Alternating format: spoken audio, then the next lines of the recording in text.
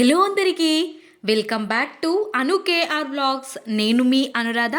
ఈరోజటి recipe వచ్చేసి దోశల్ని చాలా క్రిస్పీగా స్ట్రీట్ స్టైల్లో ఎలా ప్రిపేర్ చేయాలో ఈరోజటి వీడియోలో చూసేద్దాం. ముందుగా ఒక గిన్నెని తీసేసుకొని 2 గ్లాసుల వరకు రేషన్ బియ్యాన్ని యాడ్ చేసుకుంటున్నాను.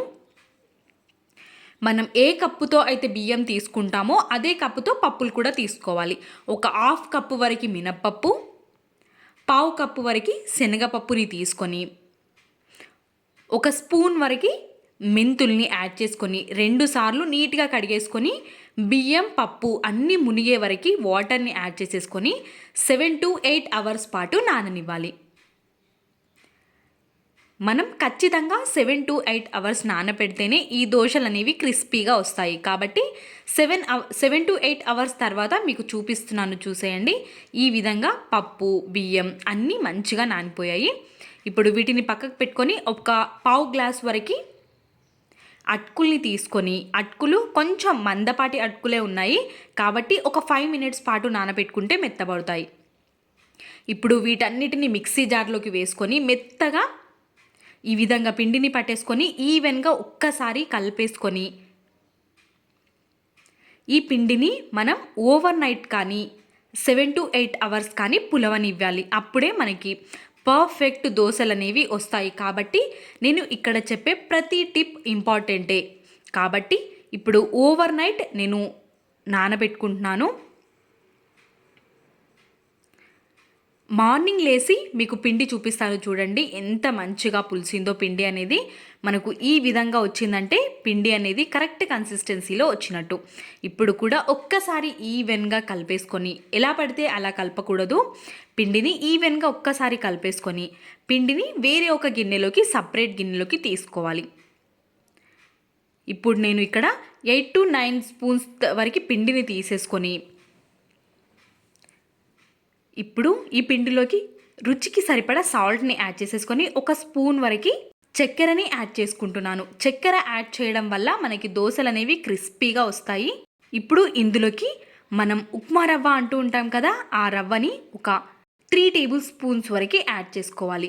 చక్కెర మనం యాడ్ చేయడం వల్ల స్వీట్నెస్ ఏమీ యాడ్ అవ్వదు, కానీ క్రిస్పీగా వస్తాయి మనకు దోశలు అనేవి. కాబట్టి ఈ విధంగా ఈవెన్గా ఒక్కసారి కలిపేసుకొని, మనకి దోశలు వేయడానికి పిండి అనేది ఈ కన్సిస్టెన్సీలోనే ఉండాలి.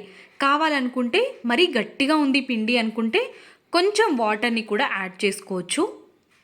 ఈ విధంగా పిండిని అంతటిని చక్కెర మొత్తం కరిగిపోయేంత వరకు కలిపేసుకొని ఒక 5 minutes పాటు పక్కన ఉంచుకోండి. అప్పటి వరకు చక్కెర కూడా మంచిగా కరిగిపోతుంది. ఈ విధంగా అవుతుంది పిండి అనేది. ఇప్పుడు గట్టిగా అయింది పిండి కాబట్టి మనం కొద్దిగా వాటర్ని యాడ్ చేసుకోవాలి.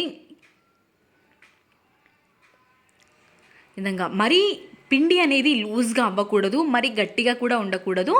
ఈ విధంగా పిండి అనేది కొంచెం గరిటె జారుగానే ఉండాలి. వీడియోలో కనిపిస్తున్న విధంగా ఈ కన్సిస్టెన్సీలో ఉంటే పిండి అనేది దోశలు పర్ఫెక్ట్గా వస్తాయి.